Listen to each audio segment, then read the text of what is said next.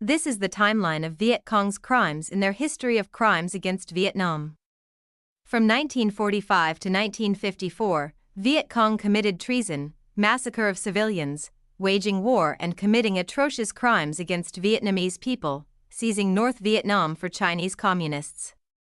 From 1954 to 1975, Vietcong committed robbery and destruction in the North, waging war and committing atrocious crimes against the South, seizing South Vietnam for the Soviet Union.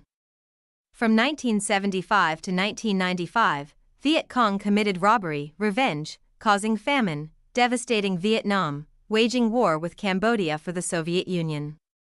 And from 1995 to present, Vietcong surrendered Vietnam to Communist China and committed economic crimes, which is to be discussed in this presentation.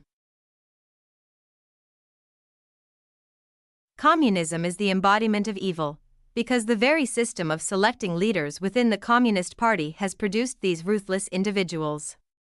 For example, this is how the Vietnamese Communist Party selects its members, from the Good Children of Uncle Ho organizations for children, to the Communist Revolutionary Youth Groups for teenagers, and then to the party sympathizer groups for adults. They only select individuals who have been thoroughly Marxist indoctrinated into the party ranks. Then, they cultivate the most unscrupulous and unethical individuals to rise to leadership positions. This process unfolds as follows, within the ruling class itself, starting from the lowest levels. They select and promote cadres to higher ranks, from village, commune, district, province, up to the national level, based on the criterion of red over merit, that is, prioritizing ideological loyalty over professional competence. This means that selection is not based on talent, merit, or virtue, but rather on fanatical sycophancy, flattery of superiors, blind obedience, bootlicking, and ass-kissing. All communists are insane, ignorant, and evil. However, the communist leaders, such as Ho Chi Minh, Mao Zedong, Pol Pot, Kim Jong-un, or Xi Jinping, are the most thuggish, insane, cunning, and ruthless individuals among these evils, and this is a consequence of the leadership selection mechanism they employ. Communists brainwash people from birth with distorted and fanatical ideologies.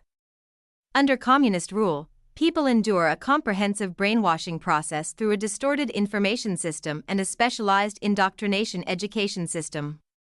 Coupled with a mass media and multimedia system completely owned and controlled by the state, communists can transform people into any kind of beast they desire. They make people ignorant, then turn those ignorant people into ferocious, mad dogs or deranged warriors to serve their own national conquest.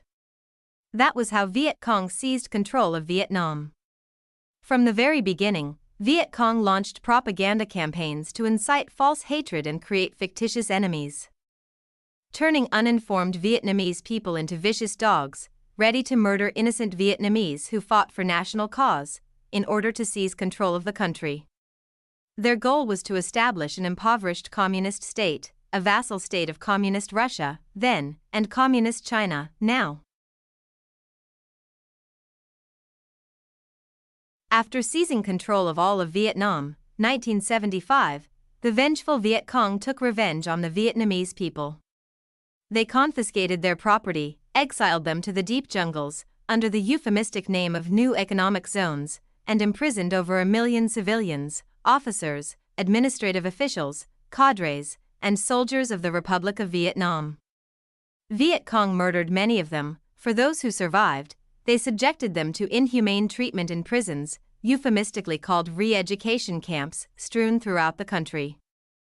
Vietcong starved them to death, but most Vietnamese prisoners survived by eating insects and wild vegetables in the forests where they were held. Outside those prisons, Vietcong brainwashed the rest of the Vietnamese people with materialism, extremism, Marxist socialism, and a false nationalism. Vietcong instilled in the minds of the Vietnamese people fabricated hatreds against colonialism, feudalism, capitalism, individualism, culture, religion, and reactionaries, those who opposed them. Vietcong deprived the people of their freedom and imposed communist laws, turning the entire country into a giant prison. It was horrifying and heartbreaking that during that period of Marxist-socialist forced cooperatives, when the state-controlled and centrally planned economic system of Vietcong collapsed, leading to widespread famine, Vietcong turned the Vietnamese people into starving cattle, ready to steal at the slightest opportunity. Anyone who left a pair of sandals outside their door would lose them. They only thought about food, because of hunger, and material possessions, because of scarcity, and because there was no freedom. The Vietnamese people sought to escape Vietcong's rule. It is estimated that about 5 million people fled the so-called paradise of Vietcong, and about 500,000 perished on that escape route.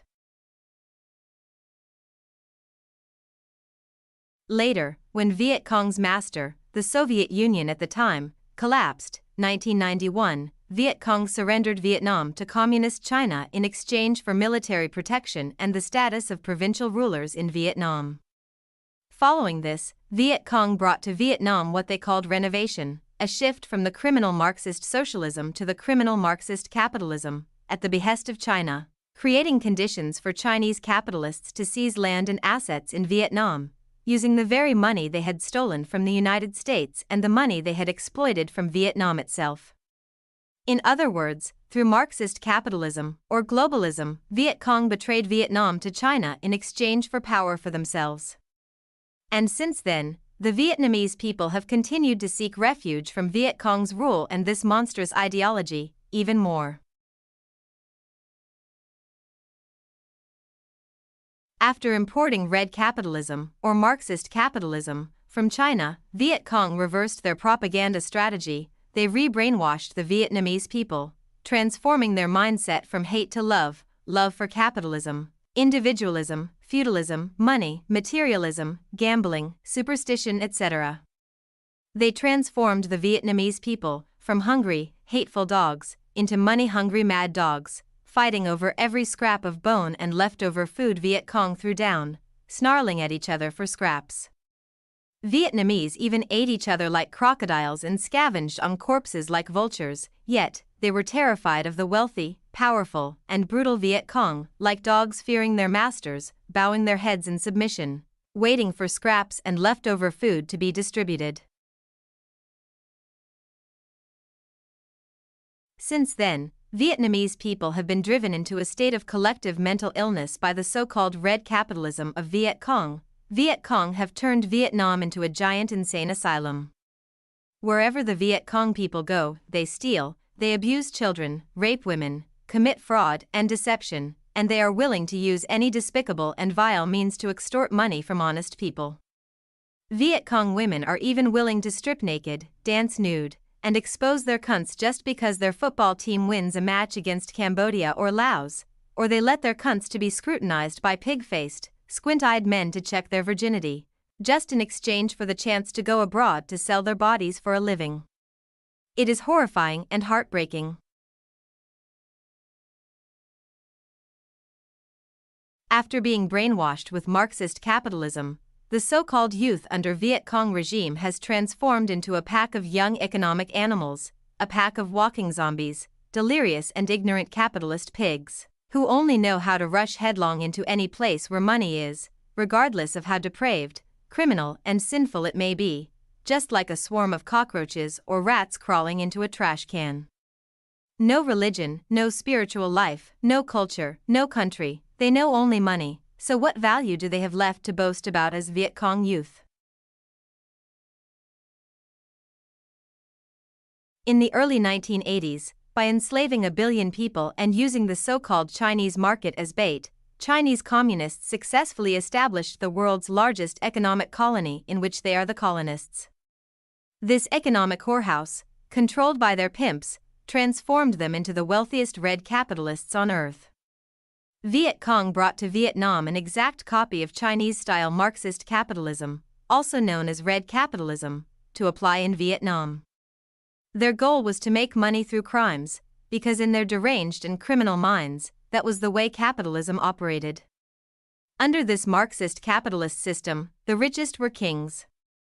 And wealth equated to power, meaning they could do whatever they wanted while enjoying a luxurious and decadent lifestyle.